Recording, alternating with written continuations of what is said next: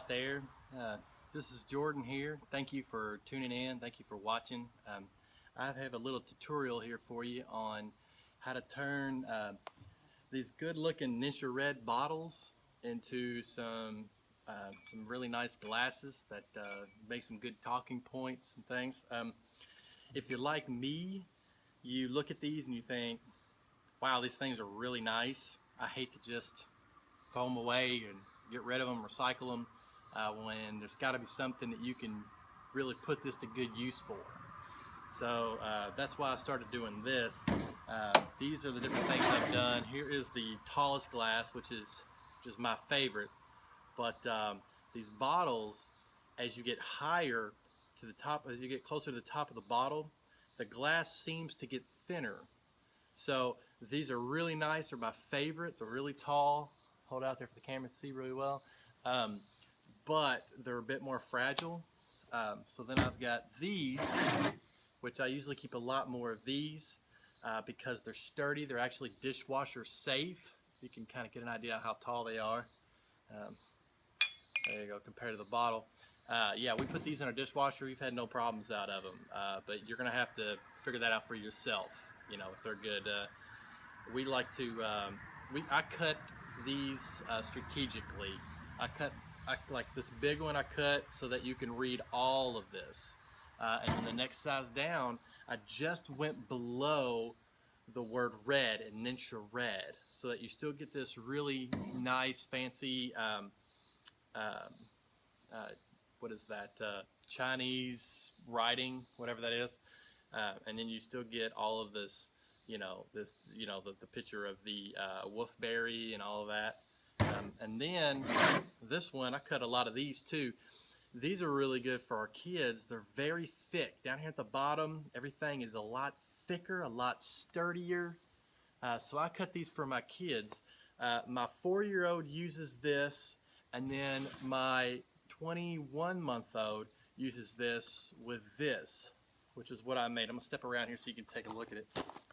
So here's the small one, and you still get that nice Young Living logo on there, okay? And then I made this with my 3D printer, and it just sits down in there really snug and really tight, and it's very well protected. And you've got this hole here, you can just push it out. And for those of you who are familiar with 3D printers, this is called Semiflex filament, so that way it's squishy but it's not too squishy. And I will attach an STL file for this that I've designed that you all can use freely if you want to. While I'm up close to the camera, I'll go ahead and show you these two so you can get a good look at these. Here's the taller one, and that's the medium one. So they look really nice. So before we get started, there are a few things that you're gonna need. You're gonna need to know. One, safety. Okay, if you've got a pair of gloves too, I would recommend it. Then a good tile saw. If you don't have a good tile saw, borrow one. But you can get away with a cheaper one. It's just a lot harder, and you might end up with more chipping and things like that. So you want something with a lot of RPMs that's going to spin really fast, and a pair of gloves if you have any. So let's zoom in and let's see up close, and I'll let you take a look at this the whole cutting process. All right, so what I'm going to be making first is the larger one right here. A lot of times I like to start with this one because it's a lot more fragile, and if the first cut it doesn't work out, then no big deal. You move down to the next size and you cut down here. If it cracks pretty good ways down, do this one. I've never had one fracture so far down that I can't make at least a small kid's cup out of it. So we're going to start off with this one, and as long as it works out really well, then we can move on to the finishing steps. So here we go. I've already got the depth adjusted to what I want. I've got the height on this to where I want. Now, these tile saws are not designed to cut something rounded. It's only flat surfaces. So you're probably going to get wet. The water's going to spray over top of this. It's not going to lay flat like it would on a piece of tile. So you might want to stand a little bit to the left, but just so you know, you're going to get a little bit wet. All right, here we go. You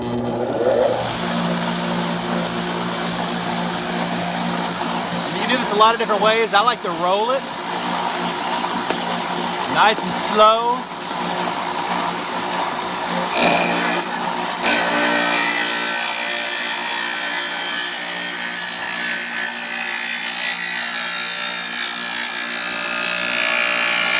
Keep rolling, very slow, keeping it up against, braced up against the side. And look at that, it's a bad cut. And you know what?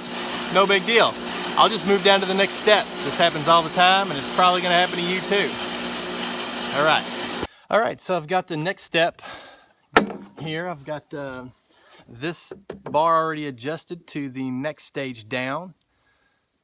And we're going to take it a little easier this time, and I'm going to try not to focus on the camera as much. I think that's where I went wrong. So you want to stay focused on your bottle as much as you can, keeping it straight, because when it goes crooked, when it's sitting in there like this and you start to let it tilt one way or the other, that's when these fractures happen. That's why it's very important to stay straight, two hands, very slow. So here we go.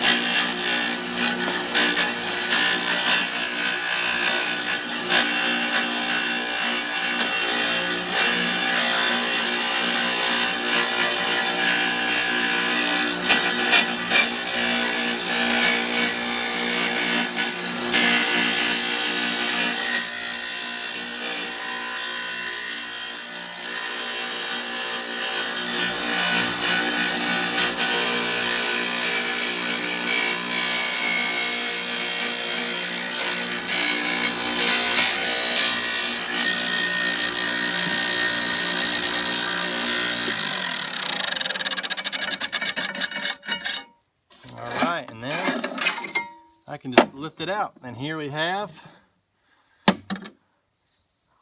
one of these, one of the medium ones. So now I'm going to show you how to take care of the rough edges all the way around so it's nice and smooth on your lips, and I'll show you how to test that and make sure there's just nothing on there too. And all right, so let's move on to the next step. All right, so we're back, and I'm going to show you how to finish off those edges. This is just a simple Dremel tool. Nothing real fancy about it. And then here I have sandpaper on the end. I'm not even sure what grit it is. From what I can tell, it really doesn't seem to matter a whole lot what you pick. You know, the finer stuff may take a little bit longer, but it might give you a little nicer of a finish. And the rougher stuff will take off all the rough edges, but it won't be as smooth and have that nice glass feel. So it doesn't really matter either way. It's safe, no problem. And here I have some water. It's a little murky. It's from my tile saw. I just scooped it out of there. I like to keep the sandpaper wet as much as I can because you don't want everything to heat up, because that glass will start to get red and start to heat up, and it'll crack and it'll break on you if you're not careful while you're sanding off the edges. And so what I like to start with is I like to start with the inside or outside edges. It doesn't really matter. You just want to make sure that you get them. You know, you don't have to spend a whole lot of time in one area. You can just kind of glide over it, go all the way around, okay? And you need to do the same with this. You just sort of glide and make sure you're you know, the whole time you're dipping it and keeping it wet, okay?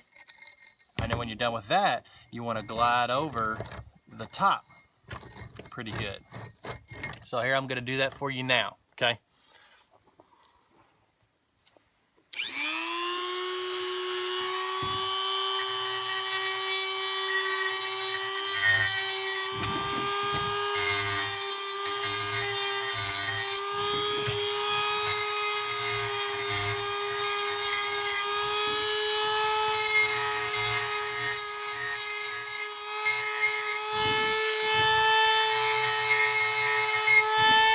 the outside.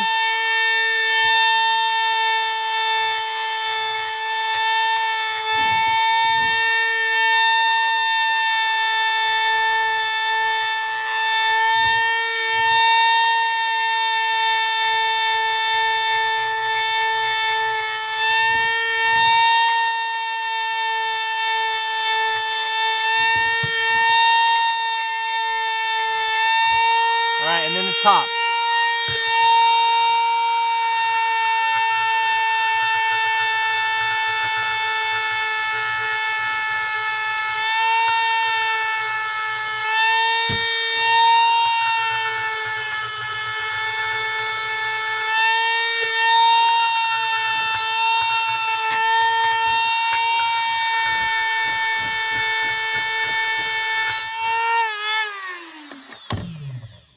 All right, so there you have it. Now, what we do from here is, very carefully, you want to run your fingers over the edges to make sure that nothing's going to cut anybody. Okay, but you want to be careful not to cut yourself in the process. It's probably a good idea to clean off all that glass, okay, and then you can do it. So you run your finger across it. Okay, that all feels good. I go on the outside. That all feels really good, and then I rub on the top. And if there's anything that you don't like that you come across, you feel a little nick, no big deal. You just pick up your Dremel and you just Dremel it back and forth on it for a little bit, and then you know, give it another test run. And what I like to do too is, after I've ran my fingers over it and after I've sprayed it out real good, I'll even rub my lip across the edges, because there's nothing softer than your lip, and that's what's going to be on these cups. So if you can rub your lip across it really smooth, and you don't feel anything snagging, anything uncomfortable, then you know you've done a good job. So that's it for this. There's really nothing to it. It seems like a few good long steps, but really, once you get the hang of it, you can blaze through a lot of these. You know, I can do 6 of them in about an hour. And then we have 6 brand new cups that I have to pay a dime for. I would have just thrown these away in the trash can, but now I've got some really nice fancy Nisha Red glasses cups that are custom, you know, and this we've even used as a planter. We just put some pretty lavender plants in there or whatever, and set it on the table, and it makes for a good talking piece. If you're doing a vendor booth too, you know, that's really nice to see on there. So if you have any questions, just leave a comment below and I will try to get with you on that. Thank you. Bye.